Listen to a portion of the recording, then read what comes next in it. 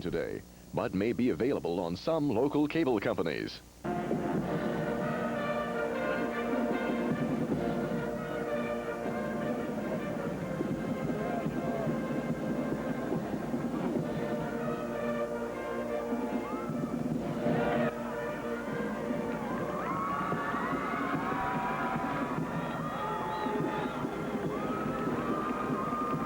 We're live at the Assembly Hall in Champaign-Urbana on St. Patrick's Day for the drama and the competition 89 Boys Class AA State Basketball Championships. Hello again, everybody, and I'm Frank Bassoni. Welcome to basketball's version of Star Wars. In the 81-year history of this great tournament, no team has won 3 straight titles. East St. Louis Lincoln has won 2 in a row, and they're back. And so are 3 teams rated ahead of them in the final poll, including undefeated Peoria Central and Chicago Public League winner King. In our first quarterfinal games, the powerhouse Jaguars of King, 29-1, take on the Falcons of Thornridge, 26-5, and then East St. Louis Lincoln, 26-4, runs with the Tomcats of Aurora East, 27-3.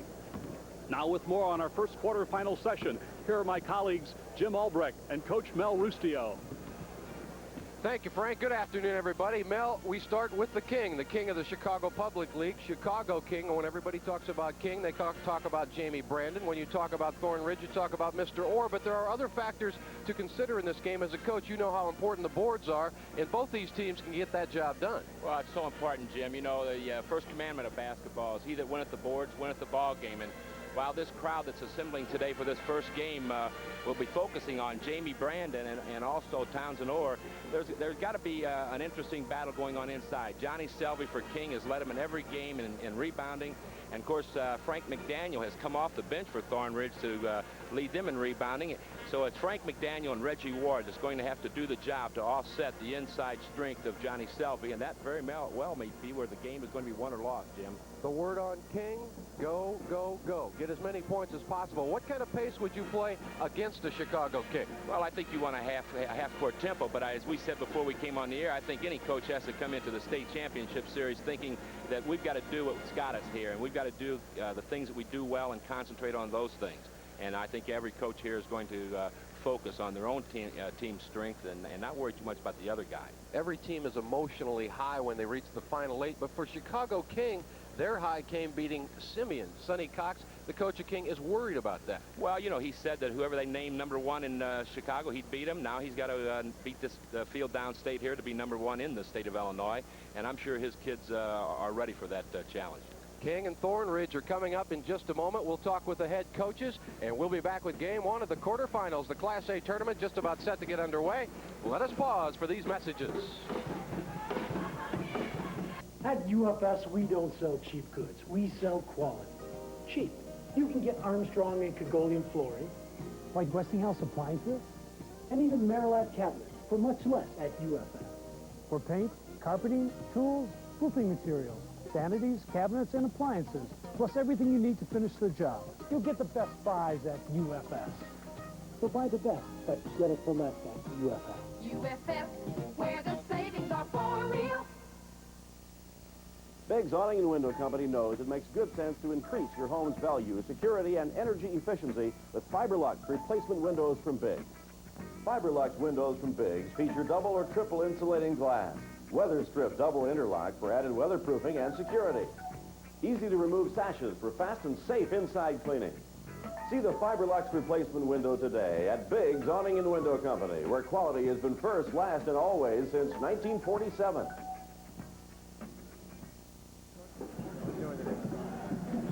We are back live at Assembly Hall. The gentleman to my left is Landon Sonny Cox, the head coach of Chicago King. First of all, Coach, congratulations on the city championship. It's always tough, and you got it done. Yes, we're glad to be here, and it was hard, but we're here.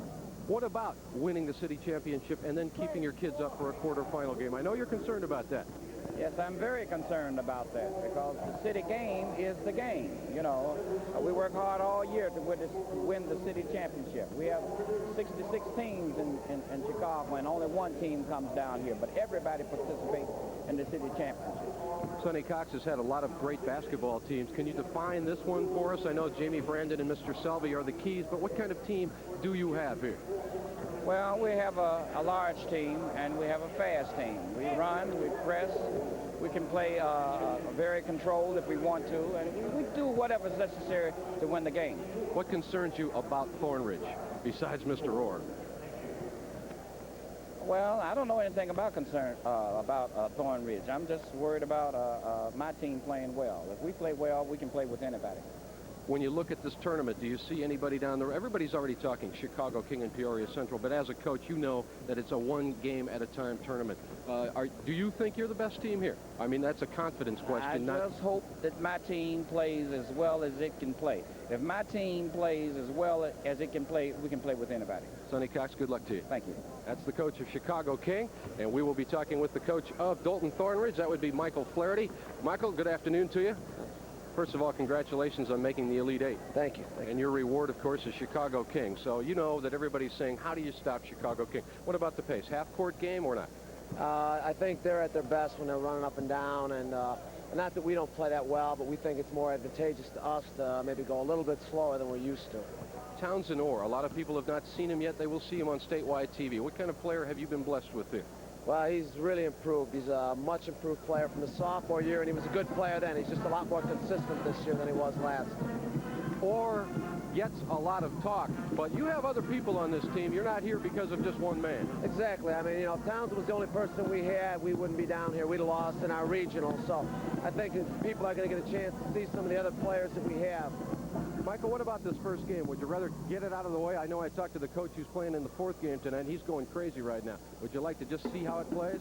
Well, you know, I guess there's two schools of thought on that. Well, I mean, we're glad to get down here and play at any point, late or early or whatever. We're just glad to be here. What'd you tell them before they came out today? What's your concern about that first 3 or 4 minutes? Just getting their heads together? Right. We told them we can't come in odd or anything by King's record or their reputation. We've got to go out and play our game and, you know, let the chips fall where they may. Coach, good luck to you. Thank you. That is Michael Flaherty, the coach of Thornridge. Now let's go to Frank Fasoni. Frank? Your comparisons, Jim, are look like this. Field goals and attempts you see with King shooting a blistering 59%. Free throws, King 47, Thornridge at 42. Look at the attempts difference. Free throw percentage, King with 84, which is brilliant. And rebounding with the numbers for Thornridge. Jamie Brandon's ankle injury forced him to miss the season opener. There's an overtime loss to St. Joe, and since then, King has won 29 in a row. They won the Public League title. Thornridge stopped tough Gordon Tech in their super to get here 70-66. The Falcons come from the Sika East Conference in Dolton, Illinois, in Cook County, of course, as this is the battle of the North. We have King at 29-1, overpowering Simeon to win the Public League title by 10 in a real war. Now we're set to present the colors at the Assembly Hall. For that, the public address announcer, Steve Adams. Ladies and gentlemen, after the presentation of the colors, we ask you to stand and join soloist Bill Olson of the University of Illinois and sing our national anthem, as it is played this afternoon by the pep band from Belleville East High School.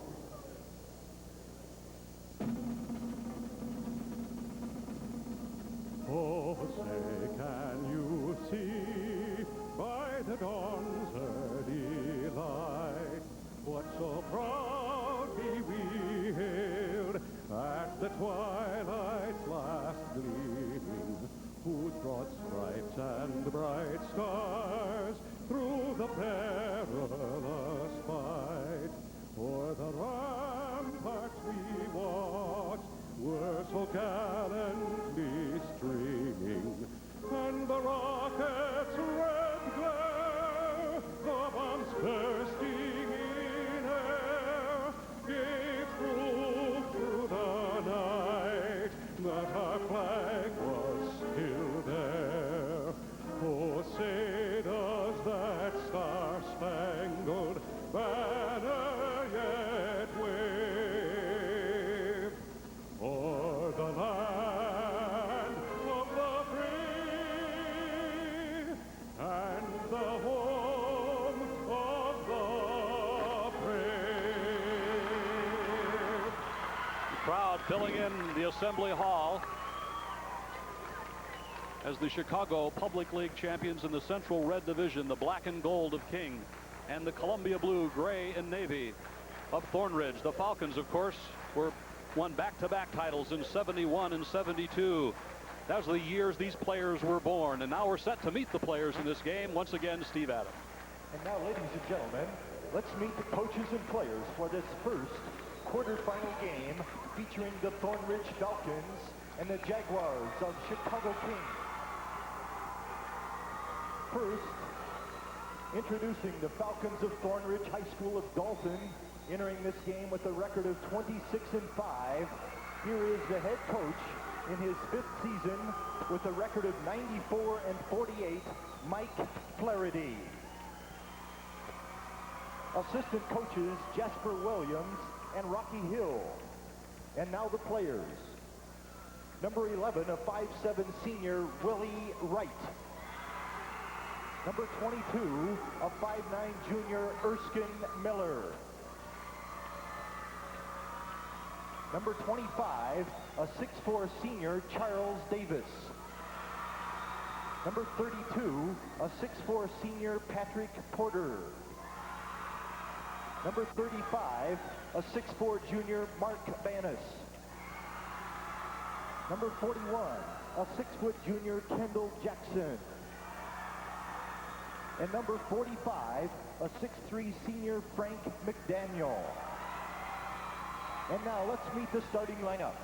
At one forward, a 6'4" junior, number 14, Jonathan Boyles. They need him for defense and rebounding. At the other forward, a 6'3" senior, 24, Chris Pulowski. At 15 in the super sectional. At center, a 6'7" senior, 55, Reggie Ward. Coming back from injury, a power on the board. At one guard, a 6'1.5" junior, number 23, Townsend Orr. The head of the class, averaging nearly 20 a game. And at the other guard, a 5'11" senior, number 12, Derek Dennis. The assist man on the point guard.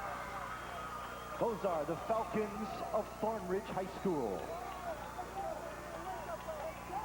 And now let's meet the Jaguars of King High School of Chicago, who enter this game with a record of 29 wins and 1 loss. Here is the head coach in his 8th season at King with a record of 210 wins and 28 losses, Landon Cox. Assistant coaches Benny Parrott and Elmer McCaskey. And now the players. Number 10, a 5'10" junior, Fred Schofield. Number 12, a 5'10" senior, Vernon Bird. Number 14, a 6' senior, Sean O'Quinn. Number 15, a 6' senior, Jerome Bell. Number 21, a 6'6" senior, Toussaint Stevens. Number 24, a 6'6" junior, Anton Little. And number 32, a 6'8" junior, Tommy Cunningham. And now here is the starting lineup. At one forward, a 6'4" junior, 23, Jamie Brandon. One of the best high school players in America. At the other forward, 6'6.5", and a junior, number 20, Johnny Selvey. A ton on the boards, averages 21 a game points-wise. At center, a 6'10" junior, 31, Damian Porter. A horse, they need him on the inside. At one guard, 6'2" senior, 25, Victor Snipes. The point guard had 8 against Simeon. And at the other guard, a 6'3" junior, number 13, Ahmad Sharif. Sonny Cox calls him the forgotten man, averaging 14. Those are the Jaguars of King High School of Chicago. And now the officials for this first quarterfinal game, John Hornacek of LaGrange and Bo Paprocki of Arlington Heights. Coach, that sets the stage for the first quarterfinal matchup, and what a deal for Thornridge. They win their league, and they're super. They get to play Chicago King. Yeah, you know, you get a chance to play down at the Assembly Hall, though, in the Elite Eight, and you really don't care, Frank, who it is. You're just happy to be here. There's the enrollment for Dolton Thornridge, 2071. There's their record and their conference. Located, of course, in 25,000 population Dolton. It is a good conference. Great conference. Chicago King, the Jaguars, enrollment of 1217. Look at that record, 29 victories in a row. 29 in a row, and the one they lost was without their big horse, and that's Jamie Brandon. And, of course, I'm sure everybody's here eager to see this youngster play, touted as one of the very best in the nation, Frank. They were the state champs in 86, second in 87. There are your matchups. Brandon, remember, 23 and Orr 23, the big scores for each of these teams, but they'll be focused on the boards too. It's Thornridge in the powder blue. It's King in the gold, trimmed in white and black. We're set for the first quarterfinal in what should be a tremendous AA tournament. Hope you enjoy it. Thornridge starts with the ball. Townsend Orr. And Ahmad Sharif is 13. Snipes 25 runs the point. Some pressure at half court for Snipes. Double team on the inside. It's a zone. That's zone. They're going to try to double team down low a little bit. Brandon's way out high. He averages almost 28 a game. Little shake move by Snipes. Sharif. I think the concern right now is that Thornridge has, they don't want to let Selby catch the ball at the block, Frank. That's for sure. And here's another concern of Thornridge's, and that's the press by King. They want the game up-tempo. Pawlowski in the corner. King's going to force the game as much as they can with their pressure defense. And right now, I think Mike Flaherty is coming out with an attitude, prove that you can hit from outside. King zones the out of bounds. Lob is in the block to Reggie Ward, snuffed by Porter. Jamie Brandon. Rebound on the floor. That's Selvey. A foul on Ward. We talked about earlier in the ball game, Frank. You know, Brandon is comfortable shooting that 18, 19-footer. He's comfortable shooting it knowing that a guy like Selvey can get on the board. Here it is right here. That's earlier in the game there. That Ward goes 6'7", 230. You know, and he lost some weight, too. I think they trimmed him down just a little bit. He and Selvey both. Here's Johnny Selvey. He's a big scorer, too. 21.5 points a game. King has the first three. Just played a minute in this game. Look at that frame. Big kid. Big kid. What brilliant juniors here, and he's one of them. Outstanding juniors. This got to be recruiter's paradise this weekend. Rebound is to Ward. The Falcons with the ball. Their point guard is Dennis, and that's Townsend Orr. Dennis made it front court, beat his man. Townsend Orr is held. Orr's quick. Yeah, he's very quick, very deceptive too. King trying to put on a little 1-2-2 ball press and then falling back into their zone defense. They're trying to up the tempo. Boy, Orr was taking a lazy dribble, and all of a sudden the afterburners went on, and he was at the glass. He can kick it on, Frank. He's quick hit. He had 53 points in 2 sectional games. This is Dennis giving it to Orr. Stop and pop. Too long. Push off on the boards. Again on Ward. So often that's the attitude on inbound plays. So oftentimes you'll see coaches, they like their good shooter to be the trigger man and then bring him in and let him get the quick shot off. Well, you know a little bit about good shooters. Well, we were blessed with, we've been blessed with some, and of course you're referring to Andy Coughlin in the last 3 years. He was a great shooter. Of course, we're hoping that he'll get well down here and make a contribution to the orange and the blue. Well, there's a question over at the official scorers table. And that's cleared up, and Thornridge is going to get 45. Frank McDaniel off the bench. He's 6'3" and 195. He's their leading rebounder. There's Ward sitting down with 2 early fouls. Yeah, interestingly, yeah, that's right. That's his backup man right there. But usually I like to have them on the floor together, Frank. Sharif is in the corner, and Damian Porter, who's in the middle, isn't a big shooter, but he's valuable. Sharif. King has good ball movement. Jamie Brandon is 23. And he's out there on the right wing. He's got great range. Inside, Selvey. Nice rebound. Orr went in and picked it off. 3-0 King. 5:58 to play opening quarter. Frank Bassoni, Jim Albrecht, and Coach Mel Rustio at the AA. Inside, there's the shot by Boyles. Taken down by King. Intimidation. Brandon on the glide. Blocked away by Pawlowski. King has dropped their ball press and is now back in a 2-3 zone. Let's look at this. Coming in here and Kid timed it beautifully to knock it away. Great defensive play by Pawlowski, and he almost got another one. Excellent timing. Chris Pawlowski, a 6'3 senior, made the Sun-Times All-Area Academic Team. Thornridge has been packing down in a 2-3 zone, trying to take away the inside game. Looks like they're matching up here a little bit. There's Selby, or Brandon. Brandon wheels it up and in. Jamie Brandon with an acrobatic move. Jamie Brandon looks like he's got all the moves. 5-0 King. Doesn't take long to warm up a Rolls Royce, does it? No, it doesn't. Of course, after the score, King's back with their 1-2-2 ball press. Dennis goes to Pawlowski. Look at the traffic in the middle. King's sagging back now into 2-3. So they're going to ball press and go back into 2-3 zone, Frank. Pawlowski on the left wing. Now Dennis. Pawlowski a pop. Thornridge can't get the lid off.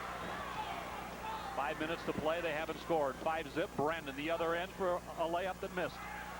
Now Brandon tried to go coast to coast here, but you know, Orr did the right thing here. Here's Dennis on a pull-up one-hander. Rattles out. They just can't get anything to fall right now. Orr did the right thing, Frank. He tried to penetrate the seam and dump it off, and that's what you're going to have to do against this talented King ball club. Take the ball into the seam and dump it off. From the very opening tip, Thornridge had a very good shot with Orr, and they haven't been able to get one down yet. Sharif missed. Thornridge tips the ball out, and now they wheel it inside to Selby. Blocked by McDaniel. Tough defensive play by Frank McDaniel. McDaniel's very quick, very agile inside. Maybe a little bit quicker than his Ward, and maybe that's why he, in fact, leads his team. You're going to see it here. There's the block shot. That was clean. Now he's coming down. You're going to reach in and get a piece of him here, and that's when Hunasek had the foul on him. 35. Mark Banas checks into the game at 6'4" for Thornridge. They like to rotate players. They go about 10 deep. They use, Coach Flaherty likes to use as many as 10, and he says he uses them in the first half, and that's important. Well, he's used 7 already, and this is Johnny Selby. 13 points, 9 boards against Simeon. Selby looks like he'd be a pretty good free throw shooter. He's got nice technique at the line. He also looks like he's a glass eater. He looks like he could eat anywhere he wants to. He's a big kid. They tell us he's lost about 20 pounds from last year as he makes the free throw. 6-0 King. Thornridge needs a deuce. Yeah, they do. They need to get on the board here with it. Of course, King is bringing their defense out a little bit more. Mike Flaherty's probably not all that unhappy with the shots they've had. There's Orr. Can't get that. He doesn't want that shot, though. He wants a little bit more patience than that, I believe. Brandon's in a hurry. Got all the way down. Brandon appears to be somebody who wants to go coast to coast, Frank. It doesn't take Brandon long. He's got 4. King by 8. Thornridge going to start feeling the pressure pretty quick here if they can't get a score. Steal by King. Quick hand. They need to get under control. Probably need a timeout the next ball possession, and it just takes some time. They can't make up that 8-point deficit with one shot, so they need to relax. King really feeling itself. Brandon goes around his man to the right, scores, and it counts. Somebody in a column, I think it was Lauren Tate, referred to Jamie Brandon as as smooth as Oscar Robertson. Saw that comparison. That's what the big leaguers, and he certainly, you know what's great about him with his size, 6'4", probably 190 pounds. Excellent ball handling skills, can shoot it outside, but he can take it to the hole. Now we do have that timeout for Thornridge. 3:36 to play. King in control early. Let's pause for this from the Country Companies, proud sponsors of the IHSA telecast since 1972. The final UPI coaches poll in Illinois. Simeon, of course, eliminated in the public league. That's Peoria Central, unbeaten. There's King. Look at the teams in the tournament. Here's Peoria and King. East Lincoln. That's some set of teams, huh? Some slate, isn't it? Huh? There's some more. Thornridge and Rock Island also in the tournament. There's a pair. Gordon Tech and St. Joe's. Thornwood. Rich Central, Chicago Marshall, and South Shore. And South Shore had an outstanding ball club this year, South Shore, and of course King was lucky to beat them early in the year. Brandon hit a 25-footer at the buzzer to win that game, and here's Jamie now.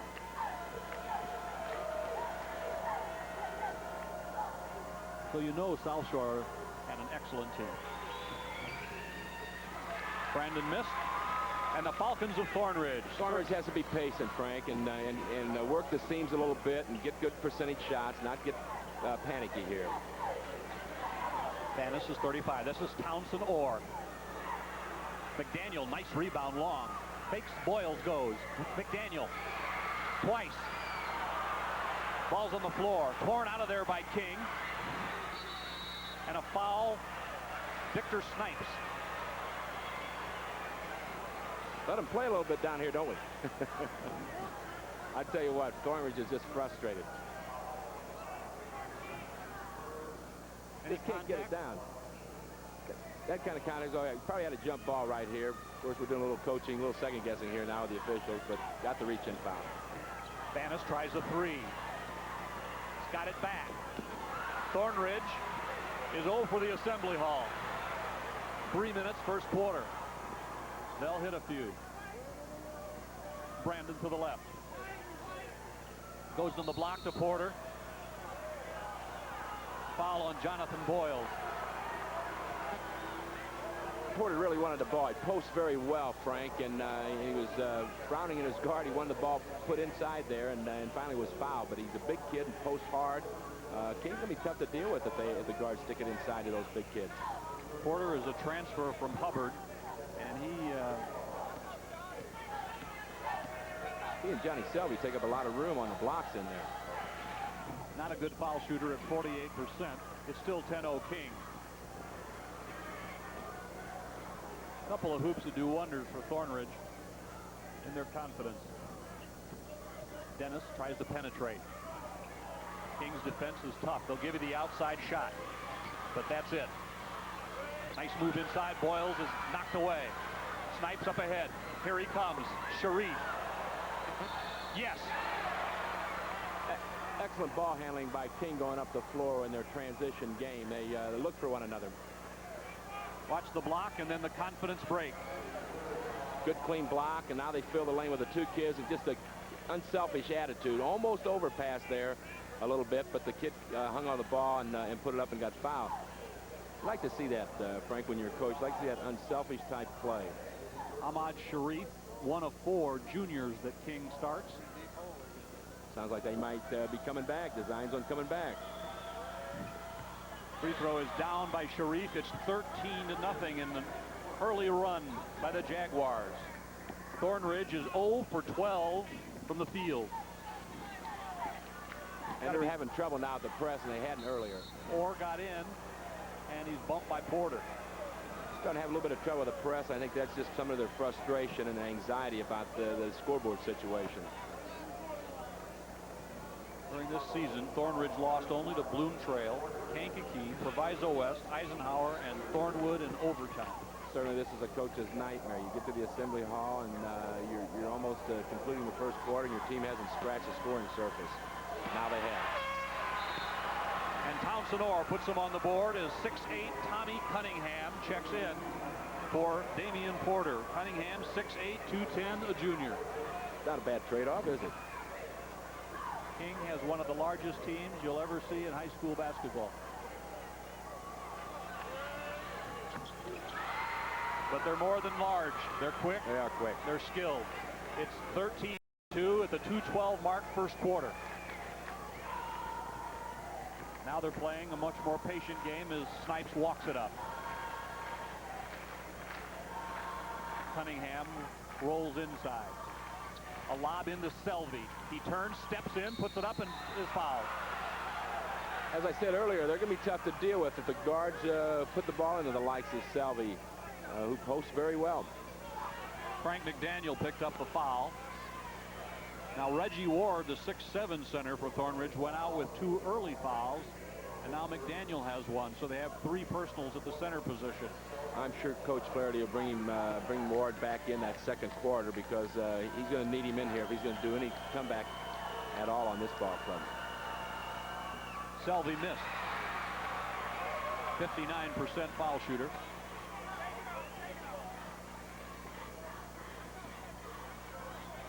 You know, one of the toughest things in sports is to do what everyone expects you to do. That's right. That's right. Anticipation of execution is the important thing here with Thornridge. They've got to get in the half-court game and not panic on this situation. Here's the trap by King. Manis comes up. They need a good shot. There's one. 3. Townsend Orr. I'm sure that's going to help and build the confidence a little bit now in the Thornridge Ball Club, certainly in Townsend Orr. 14-5. And the 13-point lead goes down to 9 inside a minute and a half. Orr has them all. They sink back. Tommy Cunningham comes out to get the ball. You can feel that Thornridge crowd would love to scream. Oh. But so far, King's been too strong. Brandon and Snipes exchange. Steal by Banis. King gets it back. Snipes, a great blind pass. Out of bounds, Thornridge. Good hustle there. Little box and one that time down the floor on Jamie Brandon there. Fred Schofield, 10, gets off the King bench, a 5'10 junior. Comes in the backcourt. Under a minute to go, first quarter. Thornridge tries to cut the lead. Or doubled up. Dennis. Dennis wants to go in on the block. He does. Drop down pass. McDaniel rejected by Selvey. Thornridge just can't match up with King inside. That's why the King is able to extend their pressure and put more heat on Thornridge's guards, because they're intimidated inside. Well, Porter's 6'4 and Banis is 6'4, but the King guys are 6'8. Banis to the right. Missed a shot, the long rebound comes to Selvey. Brandon shakes into the front. Brandon could play probably any position on a high school team. Lob to the post. Selvey turns easy. That time down the floor, they were mixing their defense a little bit. That time down the floor looked as if they were in a little triangle in 2. One of the guys being guarded man for man is, of course, Jamie Brandon. 5 for Selvey. Banis gets free. Orr's at the 3-point line. At the buzzer, and that's the end of the first quarter of play at the Assembly Hall. Chicago King up ahead of Thornridge.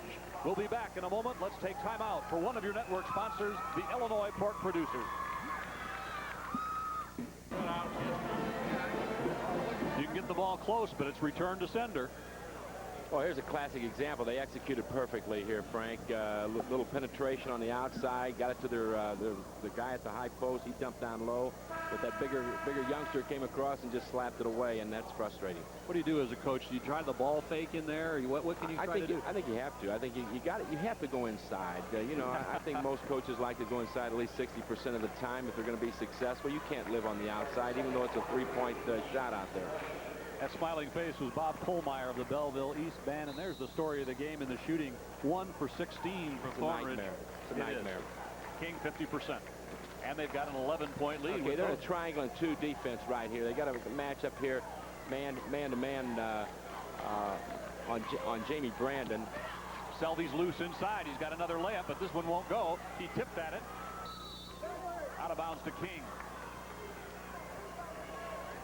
Selvey just works the boards. He's Mr. Inside to Brandon's Mr. Outside. It's a horse in there. This is Brandon. Nice step. Kicked it over to Sharif. A little stop and pop.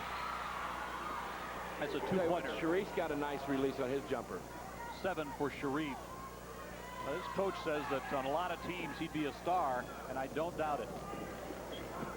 Dennis tries to get in. Townsend Orr here with the ball, and then gives it back to Dennis. Orr, one of the other outstanding juniors in this field. We'll talk a lot about that as this tournament develops. Dennis in close. It won't drop. But that's what he has to do. He has to penetrate the seam of that zone and attack it. Snipes pushes the ball up. They fly at the shooter and nothing. King leads by 13. Thornridge looks for a defensive stop. Right, the man-to-man on number 10, Schofield, and also Jamie Brandon, and playing a triangle zone on the other. Sharif again. Inside position, Selvey. Nice play, Jonathan Boyles. Boy, good defensive work by Boyles. Good timing, clean block. Boyles active at 6'4". Thornridge has about 5 kids 6'4". They haven't got their 6'7". Now they've got him back in the game there, Reggie Ward. He's their biggest player. He wants that ball, got it. Steps in against King, and he's fouled. That time Brandon. He's going to have to do it. Going to have to take it inside and maybe pump fake and then go up with it. On St. Patrick's Day, Mike Flaherty peels off the coat. He's been here before. He was at Mendel Catholic in second place. Took them to. They were a 30-3 team, Mendel. Thornridge gets 11. Willie Wright, 5'7" senior, into the game, and Dennis gets a rest. Of course, Ward's back in the ball game now. He's got 2 fouls on him, but Coach Flaherty needs him in this ball game to get back in it. And Thornridge free throw falls off. So frustrating, those big guys that can't put the free throw in, isn't it? Well, they got 70 points in their super sectional game against a good Gordon Tech team, but they've only been able to get 6 so far here, and they're down a dozen. 6:18 to play, first half. You're looking at the Assembly Hall overhead. Play unfolds in front of you. Jamie Brandon. Nice rebound, Sharif. Weak side. That's a problem, too, when you play the junk defense, as we call it in the trade. A little triangling, too. You oftentimes don't get the good box out inside. Or gets around his man on the left, goes all the way down. Nice feed to McDaniel. Excellent penetration by Townsend Orr. Dumped it off, easy layup shot. First deuce for McDaniel, but Orr made that happen. And not that you can go all the way and do that every time, but you do have to get in the seam of that zone and look for somebody. Being a little bit smaller lineup in the game right now with Porter out and Cunningham. Here's Brandon inside. He nearly stuffed it, but didn't get it at all. And Orr comes up the other way. The Falcons try to nail one. It's a 3 by Orr, missed. King pushing. Foul out of frustration on the Falcons. Hey, very, very much so. You know, Townsend took the 3-point shot, and attempt didn't go down. Okay, he didn't have position. He's moving in. He's moving in, undering. I think he was a little frustrated from the 3-pointer not going down. This is Brandon. Jamie Brandon can get up. 30 points, 11 rebounds against Simeon in the Public League title game. Came within a whisker of having a 2-hand stuff on that. It's still 20-8, and Thornridge, for their cold shooting, could be even farther behind. They could hit a couple of shots. They could climb back in. Willie Wright gives it up. King zone. You can see it. They punch it down the Ward. He's in. That's got to be their ticket. They got to take it. They can't be intimidated by King's bigger lineup. They got to go inside, make the easier shot, get fouled. Ward said earlier, nobody thought I'd be playing at all, and now I'm playing downstate in the Elite 8. And he got that one in. Still in their triangle, too. On the top is Snipes. Brandon makes his move, loses the ball. Thornridge has a chance to cut it to 8. This is an important possession for him, Frank. As you said earlier, you know, they could be down worse than they are, and it's a good possession. They need to take their time and get something. McDaniel spins right. Blocked by King. Nice play by Selvey. He's on the other end with a long pass. Sliding is Schofield. Transition goal by King. They lull you to sleep walking it up one time, and the next time it's coast to coast. Wright's wide open. They don't need that. They still need to be patient in the half court. 22-10, 3:48 to play first half. Frank Bissoni along with Jim Albrecht and Coach Mel Rustio. Coming up, a track meet, Aurora East and East St. Louis Lincoln. Wright is man-to-man. Sharif.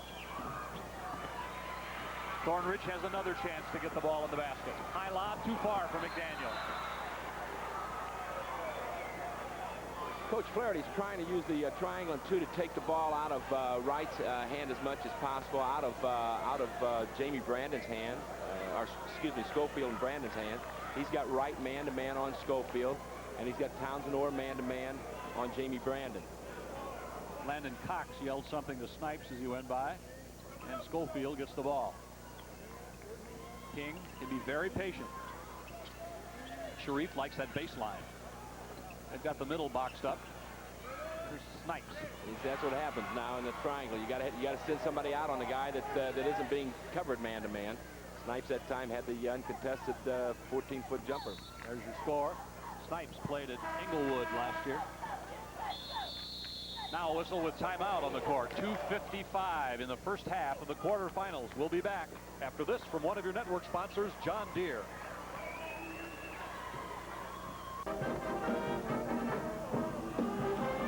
Thornridge trying a triangle and 2, coach, to guard King. Yeah, the triangle and 2, Frank. You see the 3 big guys inside in their little triangle zone, while Jamie Brandon and Schofield are being guarded man for man. So the man-for-man coverage on those 2 youngsters are to try to keep the ball out of the hands of maybe their most prolific scorers, while the other guys inside play that little triangle defense. As I said earlier, you got to be careful that you don't give too many uncontested jump shots on that baseline. But I'm sure Coach Flattery's attitude is fewer times he has the ball in his hands, Jamie Brandon isn't going to score. Thornridge, ice cold, of course, 14%, missed 19 shots. King, 45%. And the turnovers equal. There's one by King, but will Thornridge get it back? No. Bodies fly, and Orr came up holding his knee. King with the ball in a 14-point lead. Still in a triangle. And that's Snipes. Battle for the boards.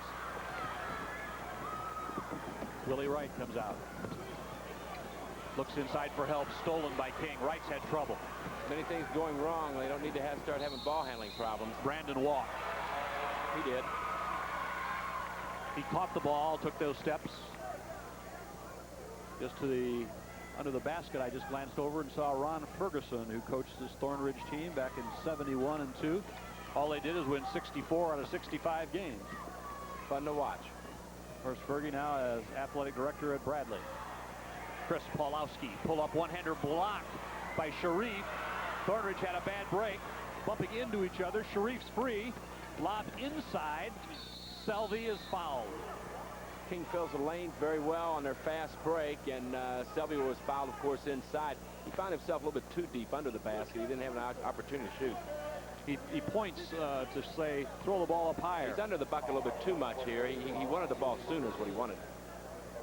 But King looks for one another very well as they fill the lanes in their fast break. Derek Dennis checks back in for the Falcons, and Wright gets out.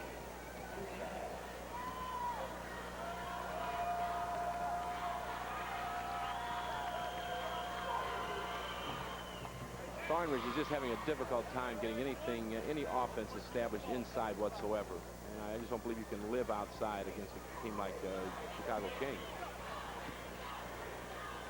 You know, as big as King's baseline is and some of his bench, it's amazing that Selvey has led in rebounding in every game they've played all year.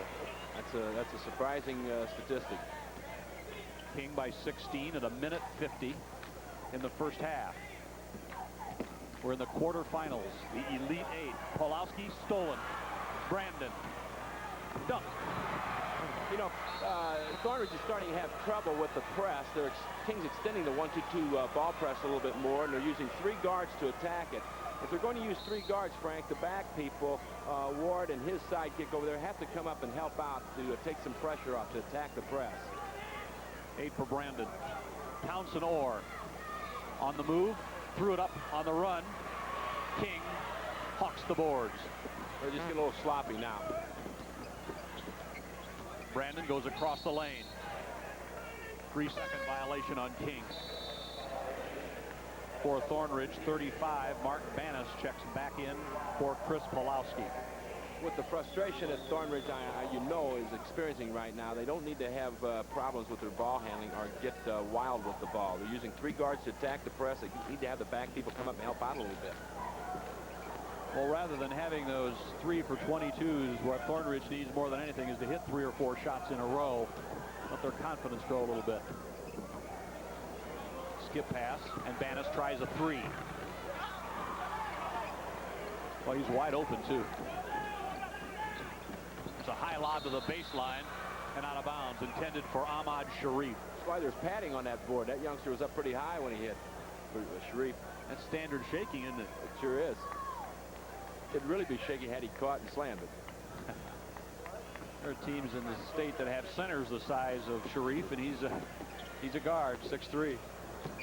Dennis comes to the foul line. Townsend. 4. Nice long save.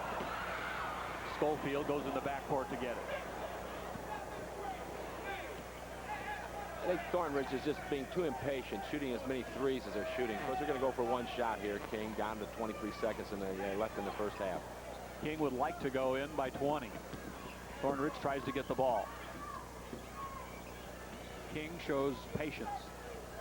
Clock moves to 10 seconds, first half.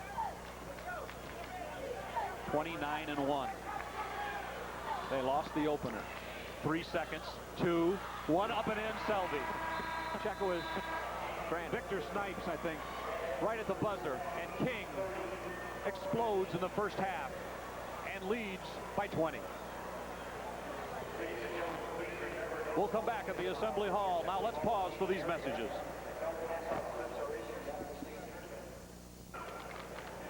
Back at the Assembly Hall, King in the lead, and last night Landon Cox told us at dinner time that he was concerned about the mental attitude of his team, if his team would be mentally up for the game after the Public League Championship. Did they answer the question? Well, I think they've answered that question, Frank, and why not? You know, you come down here to the state tournament, they've proven now that they're #1 in the city, and that's very important to those youngsters, and now they have an opportunity to prove that they're #1 in the state of Illinois. What do you do now to change things around for Thornridge? Mike Flaherty is an excellent coach, as you well know, and he's got himself into a bind with 20-point down to King. How's he going to change this game? Well, I think the most important thing, he needs to regroup in there, and he needs to have the youngsters disregard the scoreboard in terms of what the score is. You have to come out and get into your ball game, and I'm sure his ball game is not living outside at the 3-point line all the time. They need to come out and be patient, punch the ball inside, try to get a little inside action going, and try to creep back in the ball game just a little bit. You're not going to make up the deficit in the next 8 minutes, and they have to understand that. What would concern me even more, Frank, is they start demonstrating some problems with the press late in that second quarter, and he doesn't need ball handling problems on top of his shooting problems. Anything about King surprise you in the first half? Anything they do? Well, I tell you what, they're pretty patient. They're opportunistic when they have the break. They look up the floor to one another. They fill the lanes very well. But what really impressed me about them is they're very physical inside, and they're very deep inside. Thanks, Coach. Well, another impressive individuals on courtside with Art Kimball. Here he is now. Thank you, Frank. And here's a gentleman I'm sure very familiar to fans around the state of Illinois, Jerry Leggett, head basketball coach at Quincy. And Jerry, you say you'd rather be here, but I guess most coaches would prefer that. But thanks for pinch hitting anyway. Well, thank you very much. The ideal place is to be right down here in these chairs. The second best, I guess, is up there on the other side of the floor in the stands. Now, you tell me you're actually here scouting Chicago King. Tell us that story. Well, Chicago King's our next game. We, being a glutton for punishment. Lots of luck. Yeah, being a glutton for punishment, I scheduled Chicago King into our Thanksgiving tournament. So actually, you can sort of think of it like this. I'm down here scouting King because we're going to play him next. Jerry, what about the King Ball Club? Obviously, we have a situation where Thornridge has very little inside game against these kids, and trying to drain them from the outside, it's going to be tough, isn't it? Well, you know, against anybody else, I think Thornridge would have a good inside game. They're used to throwing it in. They're used to taking it in the hole, but I think Martin Luther King blocks everything inside, and they're going to have to shoot from out. Were you surprised with the relative ease of the King win over Simeon? Well, I watched that ball game on television. Again, I taped it because knowing we're going to play King so early next year, I was a little bit surprised. I didn't look like Simeon was prepared for King as well as King was prepared for Simeon. Well, the old Western Big Six, your league coming out pretty good again. We had Alleman play for the championship of Class A last week. You've got your old buddy Duncan Reed from Rock Island. There's no rivalry between Quincy and Rock Island, is there? None at all. The Rock Island-Quincy rivalry now is like the Quincy-Galesburg rivalry a number of years ago when John Theo was against Cheryl Hanks. We're pulling for Rock Island like we pulled for Harmon last week in the Class A. We certainly hope Rock Island can pull an upset or two and maybe win it this year. Have you got a favorite down here? If you had to pick a winner, could you do that? I'd have to go along with King. You know, if Rock Island can't win it, and of course we'd have to go with the conference team. If they can't win it, I'd like to have King win it so they come in and try to defend their state title starting on our floor.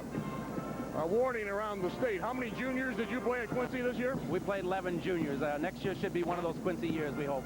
Well, I know there's great enthusiasm down there. It's one of the great basketball cities in the state, and there's pressure coaching down there, but it has to be enjoyable. I really enjoy it. That 13 straight years we've led the state in attendance. In fact, even if you include the colleges, I think we were 4th in the state in attendance, and we've got some major universities in our state. But it's just a great place to coach as long as you win. Jerry, thank you so much. Good luck to you. Thank you very much. Jerry Leggett, the head coach of the Quincy Blue Devils. And here's a message from Country Companies, proud sponsors of the IHSA telecast since 1972.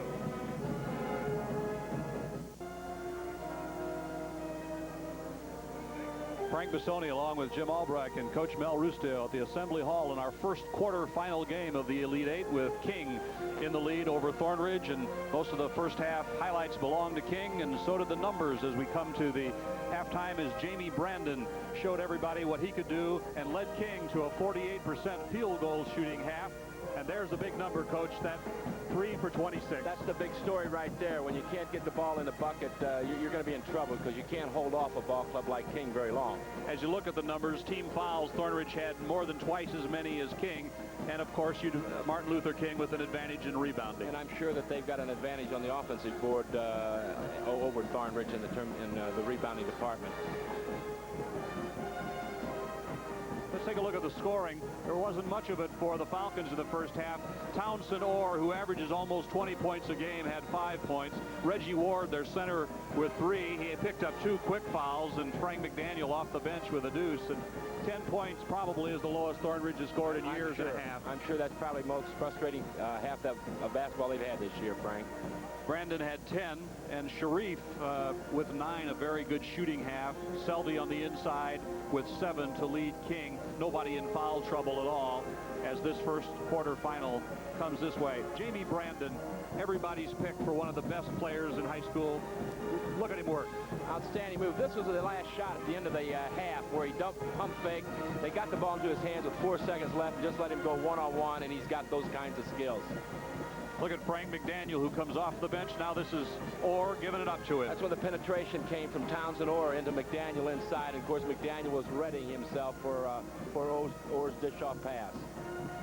Coming up after this game in the quarterfinals, we'll have East St. Louis Lincoln defending their championship. They'll be playing the Tomcats of East Aurora. We'll be back at the Assembly Hall for the second half. Now let's pause for these messages.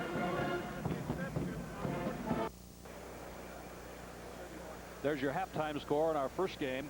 Coming up next, if you like the run and gun, the pressing Tomcats of Aurora East have only lost 3 of 30. Will face the defending double champions, East St. Louis Lincoln, and they like an up-tempo game. They can play either one, Frank. And of course, East St. Louis Lincoln is coming in here looking to make history, to become the first team ever in boys basketball history to win 3 consecutive titles. 2 more great juniors, Thomas Wyatt for Aurora East, Kunzo Martin for the Tigers, will put up their skills on display in that one as Mike Flaherty of Thornridge tries to rally his troops here in the second half to get back into this game. Flaherty, of course, in 5 years has had a record of 94-48. Great success at Thornridge, and there you can see their woes with only 5 points in each quarter. All right, Falcons start with the ball. In case you've just joined us, Thornridge is in blue, King in gold. King has the rebound, and it's Brandon. King starting out in the 2-3 zone, and of course right away I think you saw probably what Coach Flaherty talked about at halftime, Frank, was that to penetrate the seam a little bit, and they did, just didn't get it down. Porter's their center, 6'10", 235. With the triangle and 2 zone. That's Sharif. He had 9 in the first half. Slapped away by Thornridge. They're trying to cover up Porter inside. Selby sets the post. He's got it. Tipped away. Nice play by Thornridge. Derek Dennis is going to go all the way. and it wouldn't go. Rebound does. Townsend Orr. Thornridge going to put it all on full court pressure here. 94 feet. Thornridge tries the defense. That was just a little token, just to show them a little excitement here.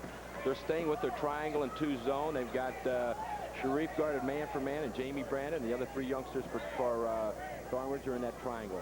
Well, Thornridge got one in the first minute of this half. Here's Porter dropping the ball. Selvey saved it.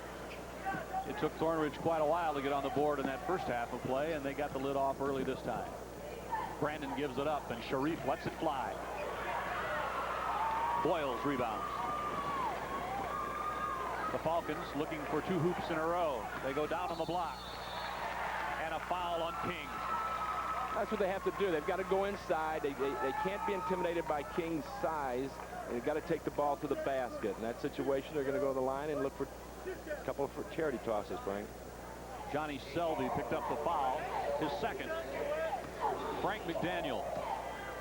Not many guys around the state come off the bench averaging 7 rebounds and 8 points a game. You know, I read that yesterday. I couldn't believe it, and I asked somebody. I said, "Oh yeah, they bring him off the bench." He knocked it in, and right there, Fred Schofield, 5'10" junior, comes on for Damian Porter, 1 foot shorter. That's a break here. A little advantage now for him. But, you know, I think Thornridge come out and they look like they're a little bit more relaxed this half. They came out and they started putting a little heat on the ball, full court, attacking the basket. This one's loose, and Ward got it. Thornridge keeps it. Ward threw it almost into the band, and it's out of bounds to King. That's too bad. They needed that possession. Thornridge had a shot. They're down 17 points. King sets up with Victor Snipes at the controls. They play in front of and behind Selvey low. That's what the triangle's supposed to do. Take the ball away from Selvey inside and try to keep it away from Sharif. Nice steal by Townsend Orr. He's on the hunt. Orr all the way for 2. Great athletic ability there. Orr just put on the afterburners and went right by the defender. It's a 15-point game, 6 minutes in the third quarter. 9 points for Orr. Brandon answers. I think Jamie Brandon likes that up tempo. He'll take that 3-point jumper, I'm sure, right off the break. Rhythm jump shot for Brandon. Here's a steal by Brandon. He just grabs the game by the throat here. Comes back out. He was the only King player down there, and he picked it off. Brandon makes his move, gets another shot. Nice touch, he missed. Selvey gets on the board. I don't remember seeing a junior play with any more confidence than Jamie Brandon. Brandon started since he's been a freshman, and you can see why. He's got that Quinn Buckner body. Yes, he does. Yes, he does. Missed shot there. Tip-in attempt was unsuccessful in the foul. He's a much better offensive player than Buckner, however. Of course, not any more of a leader. Baseline all the way, and look at Brandon's strength. Very strong, very physical. Good observation. He certainly is far ahead of Buckner's offensive ability at that time in high school. You can compare, as Mike Flaherty looks on Jamie Brandon, to anybody you want. That's 3 fouls on Reggie Ward, the 6'7", 230-pound center of Thornridge. And Brandon's numbers in his game stack up. I would imagine he's one of the best juniors in all of America. Oh, I'm sure. He shoots the ball well from the perimeter. He drives, he penetrates. He's an excellent passer. And his quickness and athletic skills allow him to be a tenacious defensive ball player. When the national recruiters rate the senior class next year in America, he'll be 1, 2, 3. No question. King 33 and Thornridge 15, 5:20 to play in the third quarter. You know, Thornridge, with their terrible shooting, shows why they've had a successful year. This is a team with a lot of skills, hard-nosed players. Inside Boyles is smacked by Selvey. A lot of quickness. Good athletes out there, and I'm sure that they can play better inside. A little dish off inside, went up strong and was fouled. That's the third foul. Yeah. Third foul on Selvey, and that would make Landon Cox a little more nervous if the game was closer. If the game were closer, you'd have reason to be concerned. Jonathan Boyles, 6'4" junior.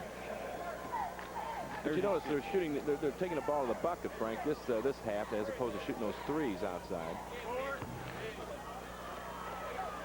They miss a free throw and have another.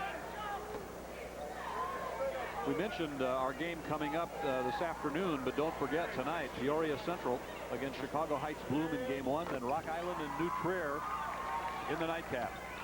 People are going to enjoy watching Chris Reynolds and Michael Hughes from Peoria Central. That's for sure. I didn't, but people are. Just when you played him. King with the ball. King, a lot of movement with that ball. A crisp pass. Schofield steps in and tries it. Nice inside position by Ward. Clears it off. Thornridge tries to move the ball down the court now. Townsend or a 3. Long rebound, Boyles. Orr spins away, bounces into the lane, gives to Ward. Missed it point blank. Tough break for Thornridge. They miss a 3 and then a layup. And Schofield answers the other way for 2. Just one of those long afternoons with a tight lid on the bucket. Well, everybody in the building thought Ward's layup was in. Instead, King got a deuce out of it. Ward moves again. That time it's down. Good to see him come right back. He didn't show any frustration. He showed determination. Landon Cox with a record of 210 and 28 in 8 years. Amazing. Sharif goes in. It went in, but I think it was first with the foul. Sure, he was fouled before he shot. It's no goal. John Harnasek will have it right. You know a little bit about that guy. Sure, he got that good education at Illinois State. John and I were teammates there a few years ago. John, a good athlete, now a fine official. There's 4 fouls on Reggie Ward, and that's a bad break for the Falcons. They lose their 6'7" center.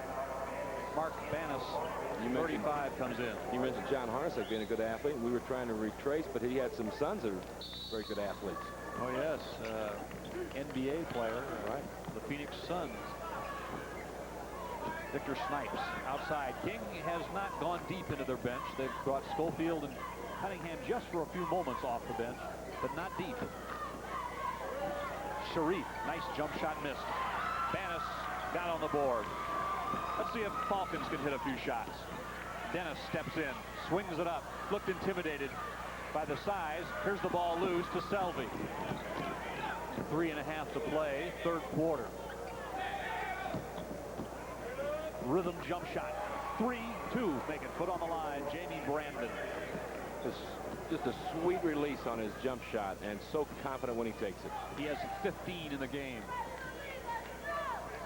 King has stayed in their 2-3 zone for most of the afternoon. Bannis sends the bounce pass inside, smacked away by King. I suspect that they could play a number of defenses, and with their athletic quickness could cover the floor in any of them. Derek Dennis goes out, and Willie Wright comes in at point guard for the Falcons.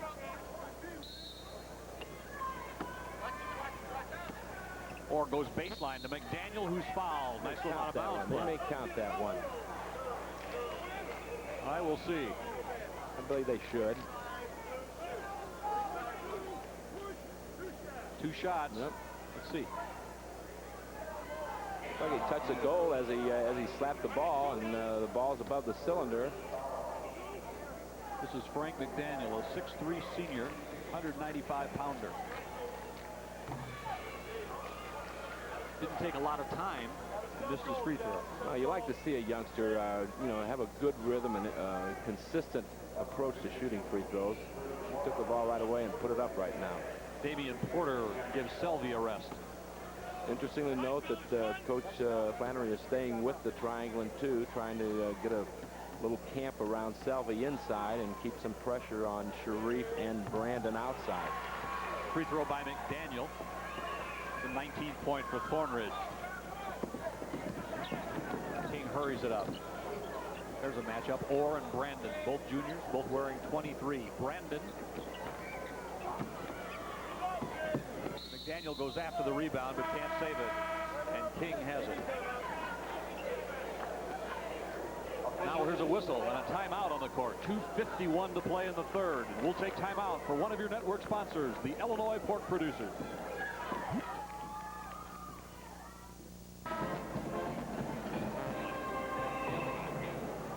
Jaguars like the beat at the Assembly Hall so far, and they lead 37-19. Coach Landon Cox said earlier in the year, whoever you rank #1 will beat him.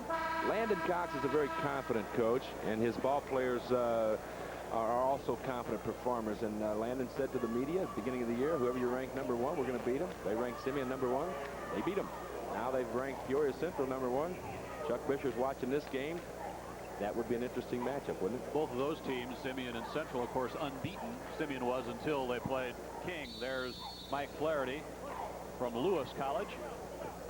Field goal shooting's 18% is all Thornridge has been able to muster against the King defense. King's about on target at 44%.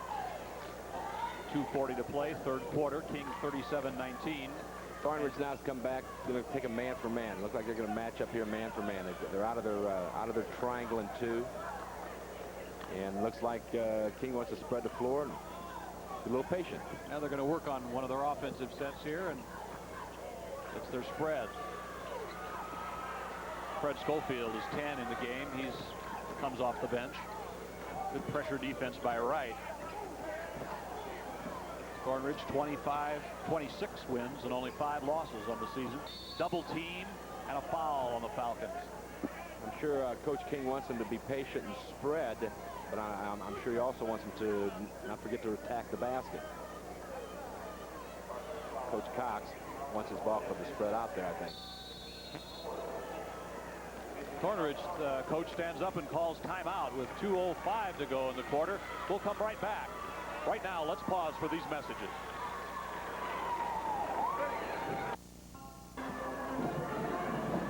The Tigers of East St. Louis Lincoln have won 2 in a row in the state titles. Benny Lewis, the coach, has already won 3, shooting for his 4th, but they've got a formidable foe in the Tomcats of Aurora East, and these teams average about 80 apiece. Could be a very interesting contest, Frank, because the Tomcats really like to put heat on and press all over, and East St. Louis Lincoln can get into the running game. So this place might not hold those 2 teams this next game. Smell some burning rubber in that one, huh? All right, third quarter as Thornridge. Townsend Orr comes up. This is a young man who could get hot and make 4 or 5 shots in a row. Here he comes down all the way. Selby threw it out. Thornridge wanted goaltending. What they got's a Brandon layup. I believe they had goaltending there, too.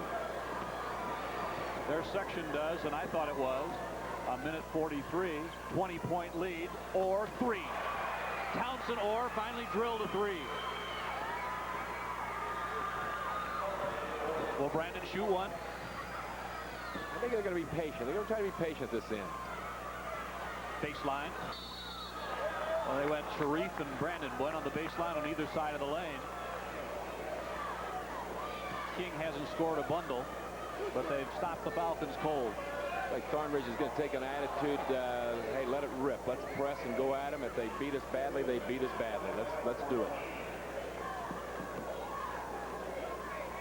And what the heck, why not? You're down here after a long season, and you don't want to get cheated. Well, they're playing the team that before King played Simeon, USA Today said they were the 5th best high school team in the nation, and Simeon 4th, but of course, King moves up.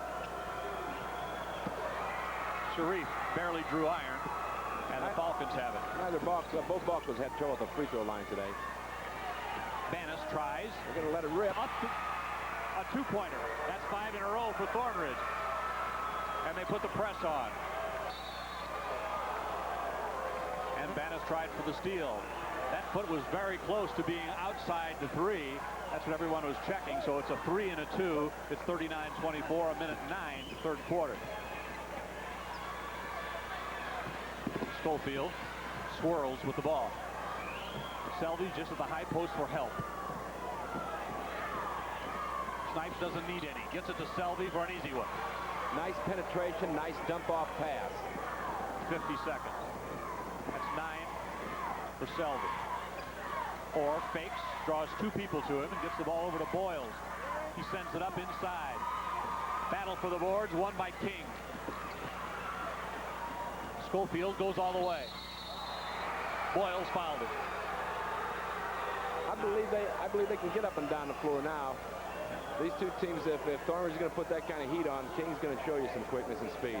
Now suddenly Sonny Cox wants a goaltending call here.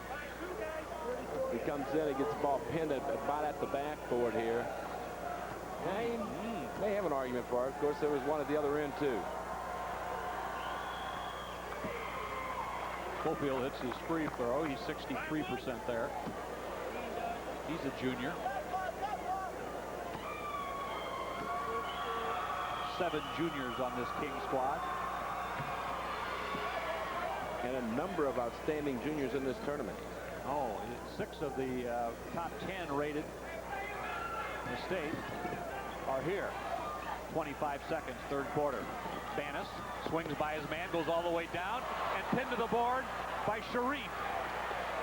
Ahmad Sharif got that shot, and King wants 1 shot. Brandon's way out there. 7-6, Brandon makes his move. He'll shoot pretty quick. 2, there it goes. Oh! Jamie Brandon lights it up. Landon Cox gives it the clenched fist as it works well for King, and the machine rolls on.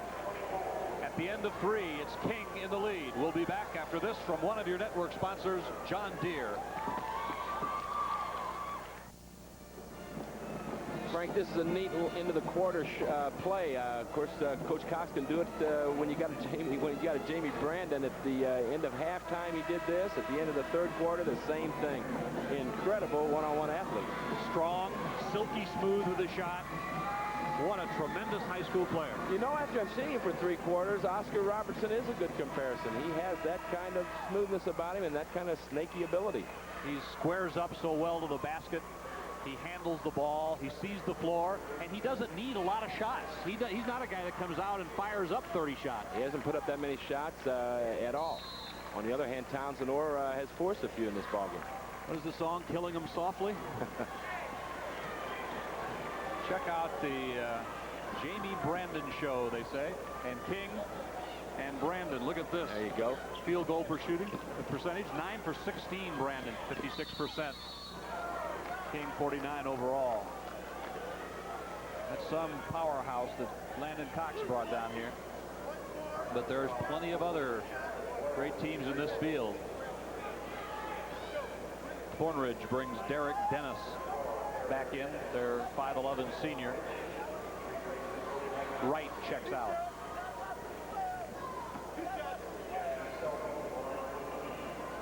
Of course, here's another young man that started his 3rd year in a row. He's only a junior. Only a junior. Selvey. Johnny Selvey.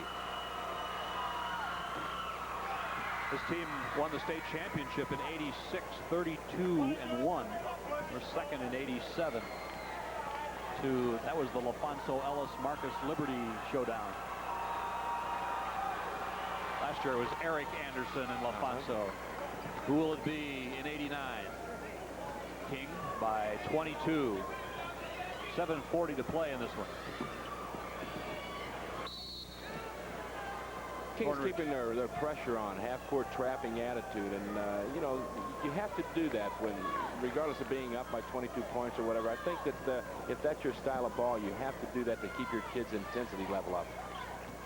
Been some great players come through Thornridge, including Buckner, Kevin Duckworth. Here's Banis going in. Nice rebound. McDaniel goes around the other side of the basket and couldn't get it to drop.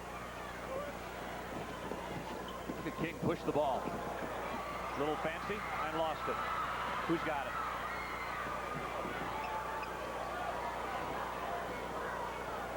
Townsend Orr. A long 3. Yes. Way behind the line. That's NBA 3. About a 24-footer, he just drilled it. Just under 7 minutes to play. That's 15 for Townsend Orr. King, again, kind of a spread. Run a man to the high post. That's Brandon. Send it down the block to Selvey. Tell you what, when Selvey posts up and wants the ball, all you got to do is deliver it, because he knows how to post. Sets the man on his hip. Oh, strong. School's out. Banis in the backcourt handles the ball well at 6'4". Out into some traffic, and King on the other end. Let's see who's got it. Brandon. traveling there. Brandon, To show you the unselfishness of Jamie Brandon. He had an easy layup shot, but he saw Johnny Selvey coming, and he was going to give the fans a chance to see a dunk. Here it is right here. Little pastry he had here. an easy shot. He just gave it back to Johnny Selvey, and he thought Selvey could get the slam dunk and bring them all up to their feet. But Johnny forgot to put the ball down. And Landon Cox was not pleased. No, he wanted the easy basket. Thornridge gets it up to Dennis. Orr adjusts in the air. Orr is an exciting player. Another three. Good again. Townsend Orr. Townsend Orr lives out there, doesn't he, folks? He was almost to the interstate with that one. That's right. 48-30 is King's lead. Well, Orr figures 6 more of those. That's right. Back in this, baby. 4 out of 7 on 3-pointers. So Orr starting to. They'll lull you to sleep out here, and then old Big John will post up inside and take you to school. Here's the ball. Sharif steps in for an easy one. Sharif is an underrated ball player. I'll tell you what. What did Coach Cox call him? The forgotten man. I'll tell you. Can play for a lot of people. Whistle near the glass. He is so smooth. We're talking about Ahmad Sharif. He's so smooth and good shooter. For Thornridge, 22, Erskine Miller, 5'9". 150-pounder comes on for Dennis. Derek Dennis, a senior. Excellent assist man on the season for the Falcons. We'll give you a shot now of Jamie Brandon we've talked so much about. 78% success at the line. That's, of course, very good, but not so far today.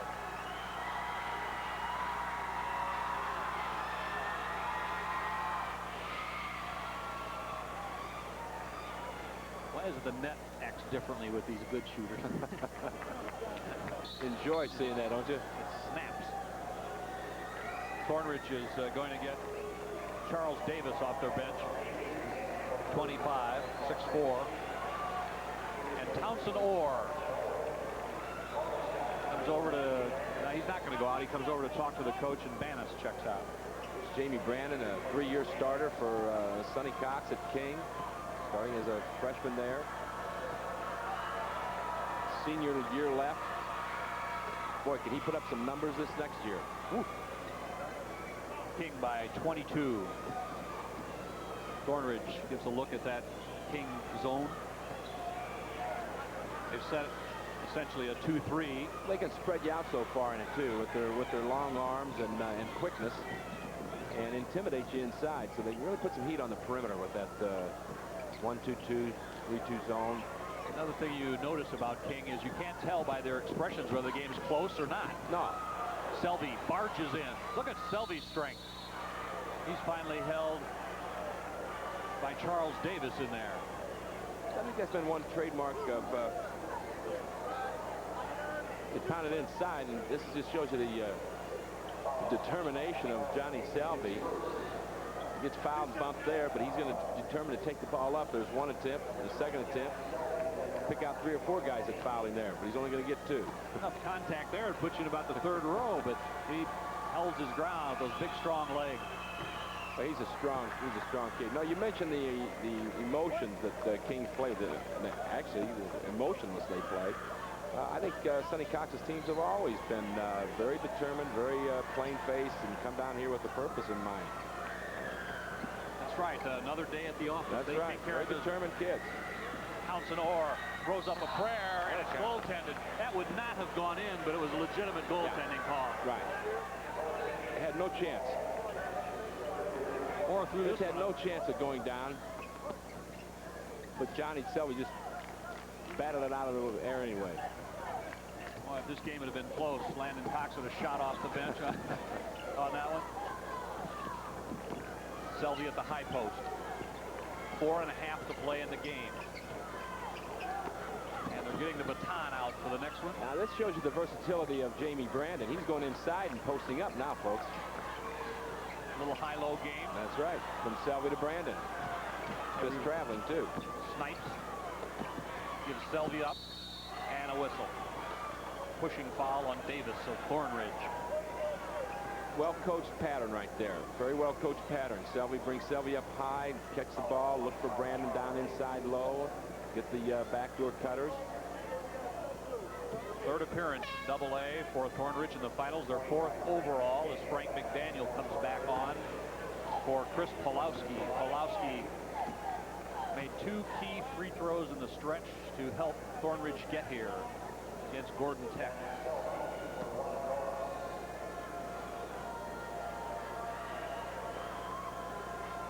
Fourth appearance for King in the finals.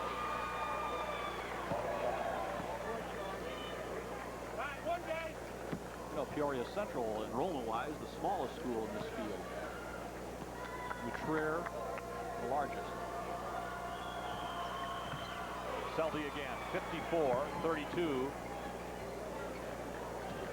King of the city is what the headline of the paper said after the public league game. Kings dropped their 1-2-2 defense back to more of a half-court defense now. Or a 3 and a foul. Looks like Sharif got Townsend Orr. Tell you what, you got to go out on the perimeter to get Townsend Orr when he decides he's going to start shooting him. He's hit a couple, Frank, this afternoon that were NBA threes. Landon Cox, Lieutenant Governor State, he just said use your head. To say that they fouled him after the shot and going to put the ball in from out of bounds as opposed to shooting 2. That'll give him another chance for a 3. Thornridge has the ball. And there it is. He really threw up a high arc, or he's got it back. He takes it in with the left hand for a deuce. I'd say the kid's pretty quick when you can shoot it from about 23 feet out on the right side and catch the ball in the lane and score from the left side. 22 points for Townsend Orr. Good point. Not just against anybody. No. And a foul on Orr. He is 6'1 and a half, 160 pounder. He's only 16 years old. All that size out there, he just doesn't look that big, but I'll take the word for it. His dad, Townsend, played at Thornton. Outstanding player at Thornton. There you see the part of the assembled press row and monitors. The assembly hall is in anticipation right now of a couple of teams that just scorched the floor coming out. Lincoln Tigers and the East Aurora Tomcats. Snipes missed everything. The war inside on the release of the free throw, wasn't there? As one of the Thornridge supporters, they cut some of the color, the festivities here at the Assembly Hall for the weekend. Falcons have 3.5 minutes left in their season, and they call timeout. Timeout, Thornridge with King in control. Now this from one of your network sponsors, Country Companies.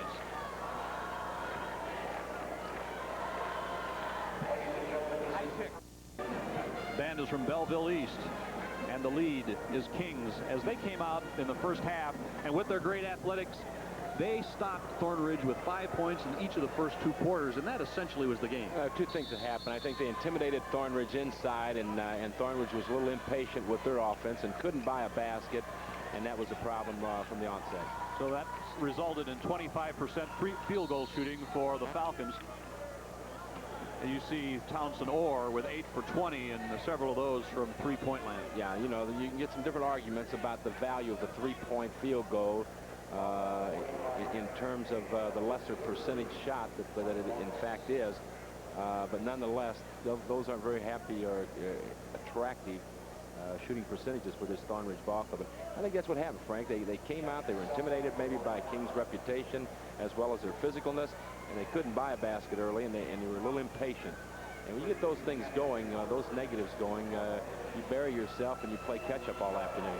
Patrick Porter comes in the game for Thornridge. Coach, do you like the three-point shot now? Oh yeah, I think it adds to the game of basketball. I like it very much. What about the distance?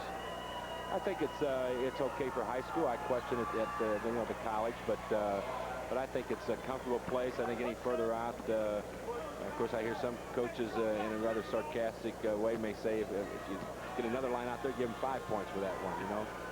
This is Johnny Selvey at the free throw line. His shot is not good. And Townsend Orr has it with 3:15 to play in the game. And And Orr fires one up from nearly the lobby. And King has it. Brandon knew he carried it. He fired that up from about 30 feet, and it nearly went. It was right on the front of the rib, Jim. Right there. I'll bet he gets one or two more off in the next 307. Yeah, you bet he will. There's your turnover count. Here comes Orr. He's really quick. He gives it up to Porter, who's in the lane, point blank. Pat Porter. And I'm sure that's their style of play when there's not a mismatch situation for them. Sharif, who's had a good game and possibly overlooked again, helps bring it down. Schofield is important against pressure for King. Inside, Selvey. A man. He's got it. Ball fake and smashed it off the board. Selvey with 17. Steal by King. Schofield's going to go all the way. Schofield took it in there very strong, got the foul. We'll go to the line now and looking for two. Foul's gone. Erskine Miller. Schofield comes up here very strong. He knows he's got a defender coming, but he's taking it up with a lot of concentration and is hit hard. Of course, it's a good defensive play also, but nonetheless, he didn't break his concentration. He's got a chance to. He earned this by taking the foul. Now he pays himself off with the free throws. Pronounces his name Schofield, even though it's spelled S-C-U-L-F-I-E-L-D. And he got a both. King 59, Thornridge 36. 2:25 to play. First quarterfinal game wrapping up. Comes down on the inside to McDaniel. Out of bounds to King. Don't let today's game take away from Thornridge season. They beat Leo, Bloom, Peoria Manual, Evanston, New Trier, Gordon Tech. Think about it. They beat some outstanding teams, and they are an outstanding team. They ran into a buzzsaw here today, and they were cold shooting. Got hesitant. Sharif wheels it up to Schofield. It's a little loose. Good passing team. King still got Selvey in the game, and so is Brandon. And Selvey's held. Selvey wants an intentional foul. He crossed his arms at the forearms, looked at the referee as if to say, hey, give me two and the ball out of bounds. And that's the rule on the intentionals. You look at Patrick Porter, who committed it. Selvey spent a lot of time at the foul line today. He spent a lot of time in the lane posted, too. Ask any one of the inside Thornridge players. A tree grows in Chicago, in the lane. Yeah. King's had a lot of fun in this one. And Sonny's going to let a few other kids have some fun, too. We just got a young man that's going to report to us, and I'm going to send him in. 6'6" junior Anton Little, 200-pounder. That's Ahmad Sharif, and Coach Cox gets up and gives him a chair. Tell you what, I want to applaud for him. He's a fine ball player. You know, he's 59% field goal shooter. He's a guard.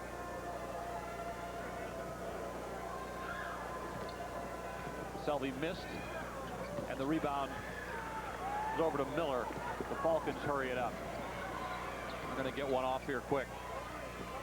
There's Townsend Orr. He loads up. That's a three. He missed the works.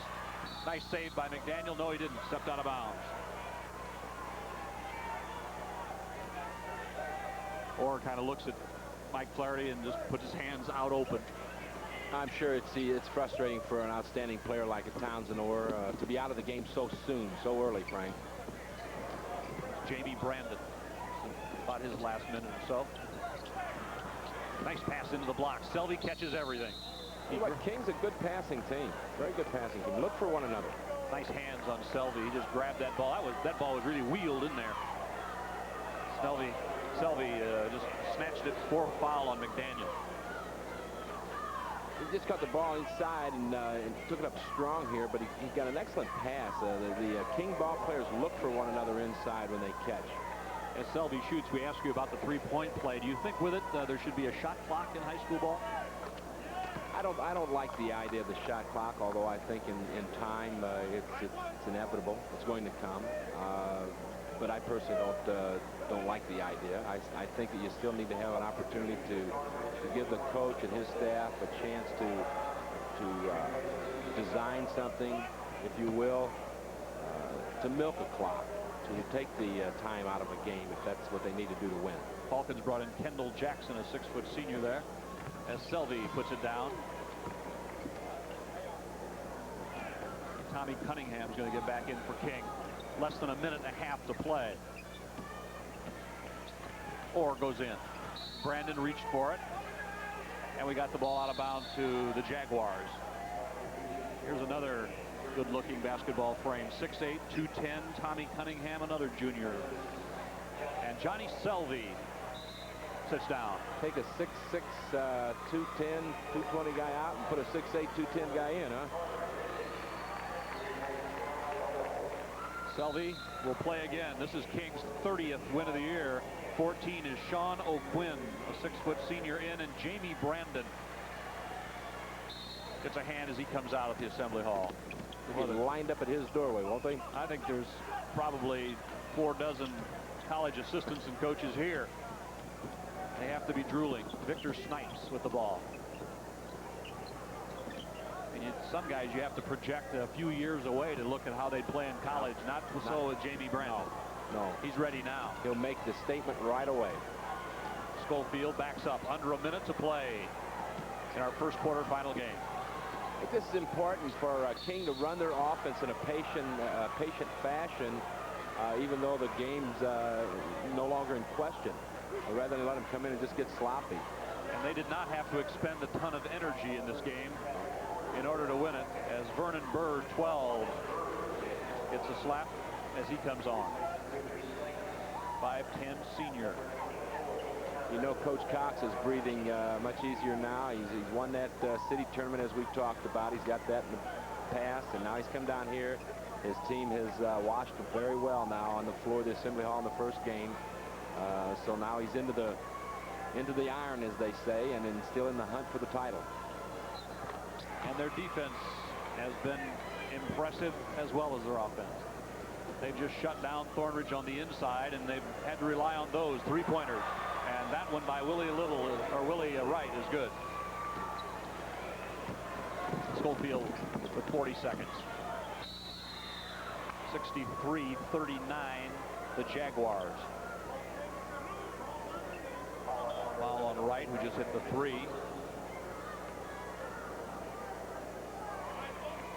This evening, Chicago Heights Bloom tests Peoria Central, who's 30-0. Rock Island, who's won 26 times, goes against New Trier.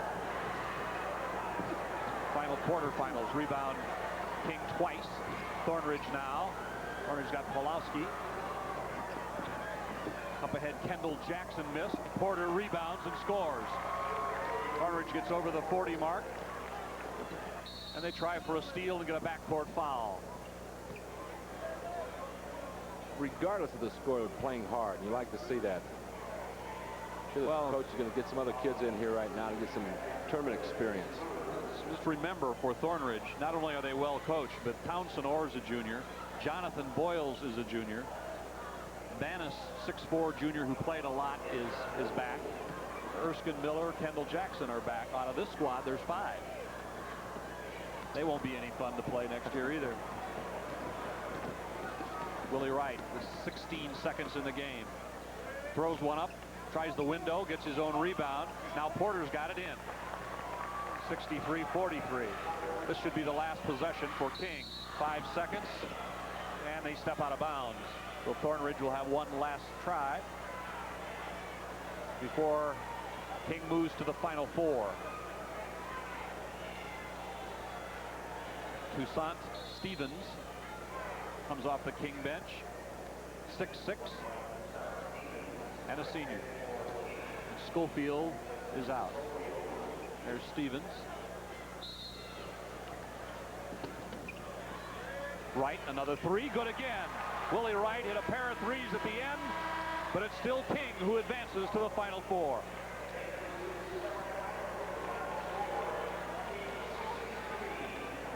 For Landon Cox, that's victory number 30, and 30 in a row.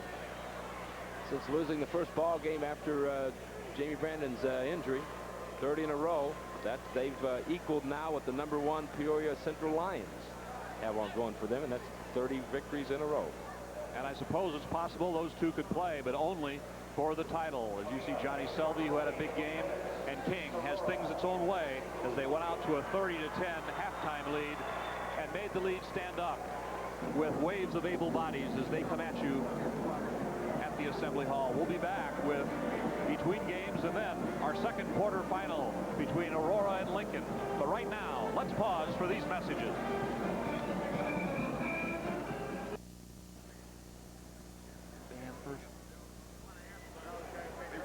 At the Assembly Hall, we've been entertained by the band from Belleville East, and they are directed by Robert Kohlmeyer. Let's enjoy them now.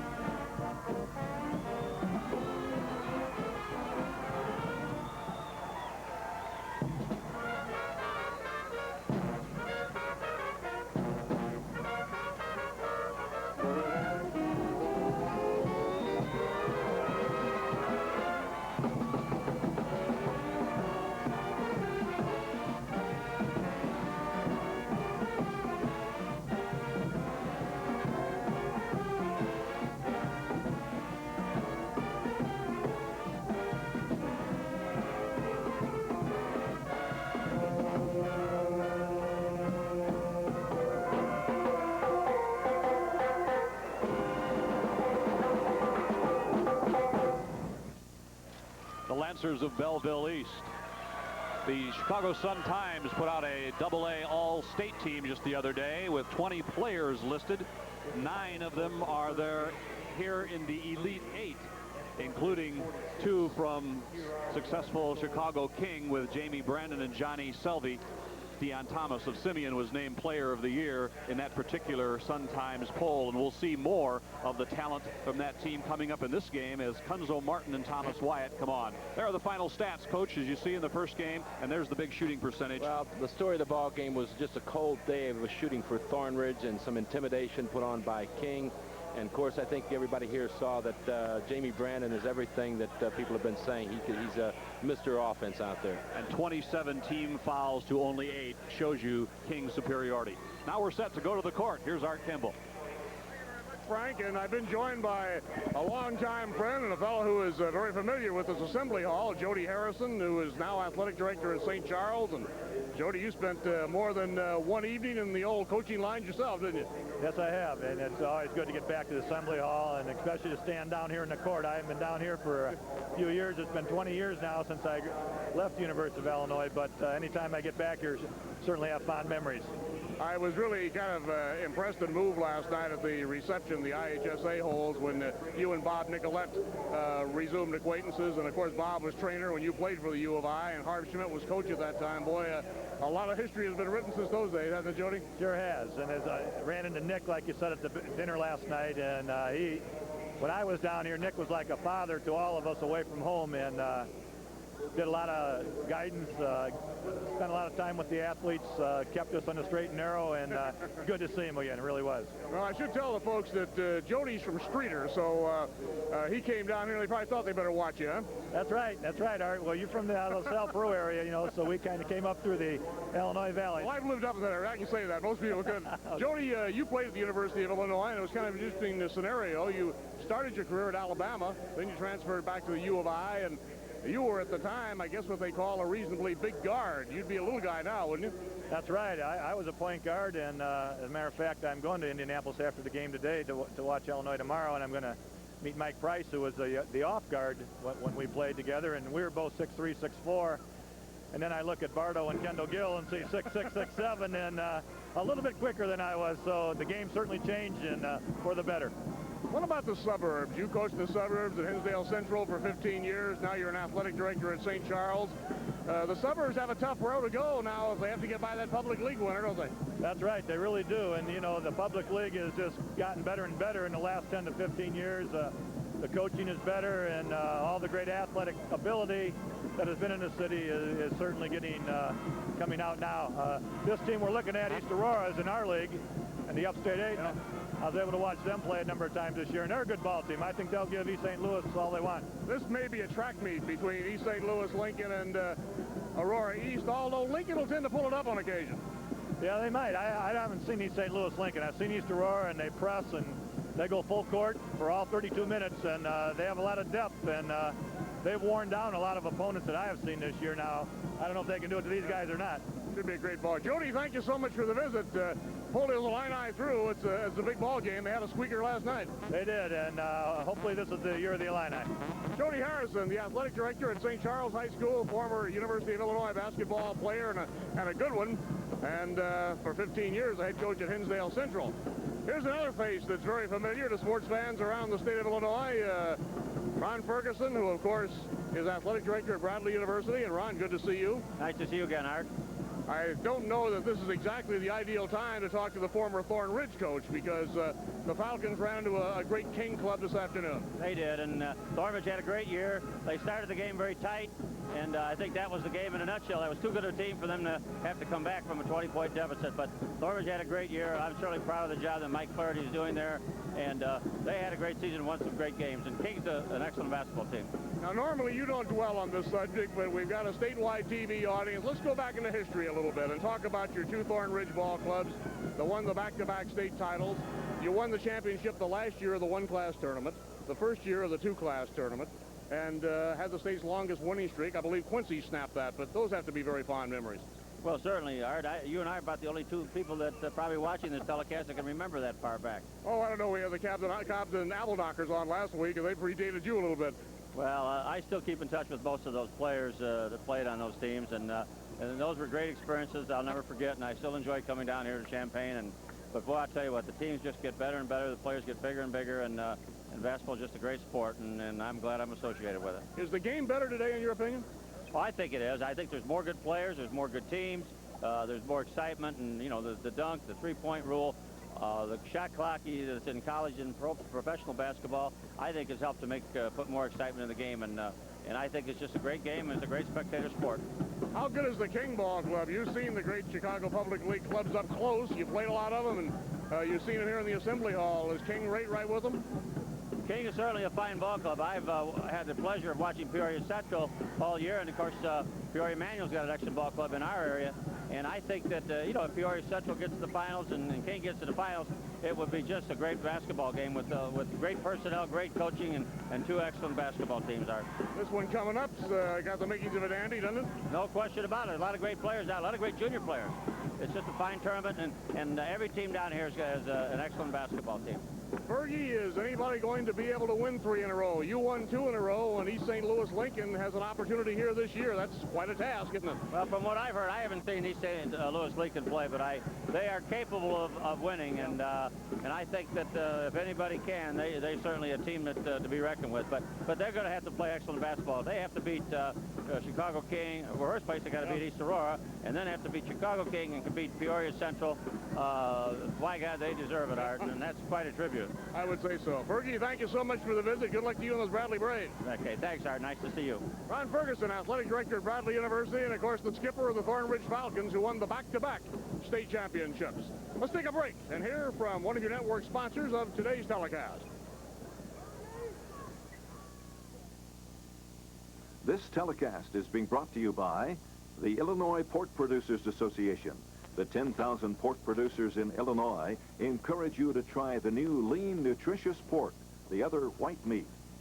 The country companies, and there are more than 900 agents throughout Illinois. You've got the country behind you.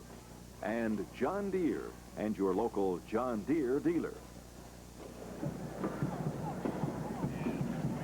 The coach of the East Aurora Tomcats is Scott Martins. Congratulations on your season, Coach, and tell us about your team.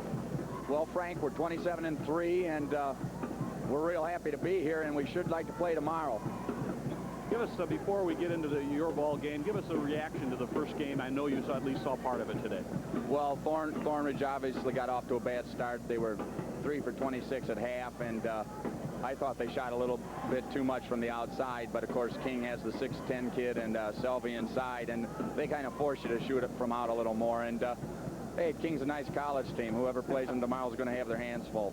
Well, this game coming up with East Aurora and East St. Louis Lincoln has everybody buzzing because of the tempo possibility. And what we're talking about, of course, is the up-tempo possibility. Will you address that? Well, they've scored over 100 points 6 times this year. And in the super sectional, I think they only had 55. And we don't beat teams if we give up more than 70 points, so we're going to have to keep them around 65 to win the game, I think. What will you do defensively against Lincoln? Well, we're going straight man-to-man. That's what we play all year, and that's what we're best at. Thomas Wyatt's going to have Conzo Martin, and Mark Oliver, our quickest kid's going to have Vince Jackson. We're losing 4 inches on the matchup, but those are 2 of our better defensive players, and we're going to have to stop those 2 from East St. Louis Lincoln. What are some of the keys to the game that the fans at home can watch for? Well, we don't want them to penetrate our man-to-man. We want them to shoot the outside shot, and they're pretty good three-point shooters too, so we can't give them that, but we have to keep them on the outside. And I think our press has to be effective, and I don't know if they've seen a press like ours this year, and hopefully we'll get quite a few turnovers off it. What makes your press particularly effective? I notice it has been devastating to teams. Well, it was very good the other night against Frem. They have a nice squad, but we forced a lot of turnovers. Thomas Wyatt on the point of it. He's 6'5", and he's very quick, and he gets his hand on the ball a lot, and we need him to play as good tonight or this afternoon as he did the other night. How has your team developed as the season progressed? When did you know you were this good? Well, I keep saying we haven't played our best game yet because we make a lot of mistakes at different times. I think probably our best game was, except for the last 40 seconds, at West Aurora in the West Aurora Regional Championship. And they had a very nice team, and we won that game by 5. And if we can play just a little bit better than that, I think we can beat Lincoln. We'll have a lot of fun, and good luck. Congratulations on getting here. Thanks, Frank. Scott Martins from Aurora East, and stepping in with me now is, I'll tell you what, if you come back here any more often, we're going to have to name the building after you. This is the coach of East St. Louis Lincoln, Benny Lewis, not only with 3 titles, but with 2 in a row and going for 3. Coach, what's the secret of your success at Tigerville? Well, we've been having a good group of guys, and the guys work hard all summer, and it's really paying off for us. Talk about the personality of this team and how it's different from the past couple of years. Well, we don't have the big play inside with LaFonso Ellis and Chris Rogers and some of the other guys we had in the past, but we do have speed and quickness, and we shoot the ball much better than we did last year or the year before that. So we're using speed and quickness and good, defense and playing together real well. What was your reaction to the first game we saw out here today where King got the big league early and won easily? Well, King looks strong inside. They block shots well. They play good defense, and they can score. And they got that big front line, and I think they're going to be the team to beat, in this tournament. The tempo of the game that's about to unfold here is interesting to everybody because of the style of East Aurora. They like to press all the way. What kind of tempo do you want in the game? Well, we like to play it too. We like to get them down the floor. So if they do it and we do it, then it's going to be an exciting game. Tell us just about a couple of your key players we can watch for. Well, Conzo Martin is our scorer inside, and Vincent Jackson shoots the outside shot along with Chris McKinney. So if they're on and everybody doing what they're supposed to do, and Aurora on and doing what they're supposed to do, it should be an exciting game. It sure should. Congratulations on getting here again. I don't think everybody realizes how tough that is, in addition to winning a couple. All the best. Right, it's tough, and I'm just glad to be here. So am I. I'm glad to see you again, Benny Lewis. And now let's go to the table in our temple. We have Lee Emery with us, the head coach at Mount Vernon. And Lee, it's good to see you. You lost a heartbreaker, an 8-point ball game to this East St. Louis Lincoln Club, but you had a heck of a year, didn't you? Yes, we had a very good year. We won the Century Holiday Tournament for the first time in history, and I wasn't even aware of that until the next day. Yeah. And you know, we've been in that thing forever, but it was a big year for us. Just came within a heartbeat of getting here. Southern Illinois is coming back at AA ball, aren't they? Well, you know, our conference, the South 7 this year, was about as strong as I've ever seen it, from top to bottom. You know, we only had one ball club in there that people kind of walked on this year, and they've got everybody back. It was a building year for them. So, yes, our conference was real good. Carbondale had excellent athletes and a good ball club. Centralia was extremely strong. We were good. A lot of good ball clubs in Marion. We had 3 20-game winners in there. I guess we can't say Southern Illinois has really been away because East St. Louis Lincoln certainly represents the South, but over in the metro area. And that's an area that kind of sneaks up on the rest of the state from time to time, publicity-wise, because a lot of the publicity base is in St. Louis, and they're just perennially tough. That's got to be a dogfight to come out of there. Well, you know, every year we look to see what East St. Louis Lincoln has, and we've all known what they've had the last few years with LaFonso and company. We played them in the Super year before last down there when they were so great and came up here, and they got us by 9. We held the ball on them and as long as we could, and then they broke it open late. This year we ran with them, you know, or tried to, but both teams were so good defensively that we had trouble getting things going offensively. Well, the Rams, of course, in Mount Vernon, you got a great tradition. Basketball goes back a long, long way. Enthusiasm good down there again? We're sold out every ball game. Oh, great. We take, you know, it's a shame we didn't get here so we could show off our fans. You know, we just sell out. Every ticket they'll give us for the tournament series, we'll sell, you know, and it's just a shame that we didn't get here just to show out what great fans we have. Lee, what kind of returning personnel do you have? Well, I've got Jamar Sanders in the middle, a 6'3" sophomore that scored 21 against these guys in the Super the other night. He's an outstanding ball player. And then we play another sophomore, sixth man, Adrian Davis. He's about 6'2½", 6'3". And we've got some juniors that should contribute, so we'll be pretty good. But I'm worried we may come into our league rated 5th or 6th. Well, as tough as it is, and apparently the youngsters are ruling down there, but of course that means you're always going to have a good representative here.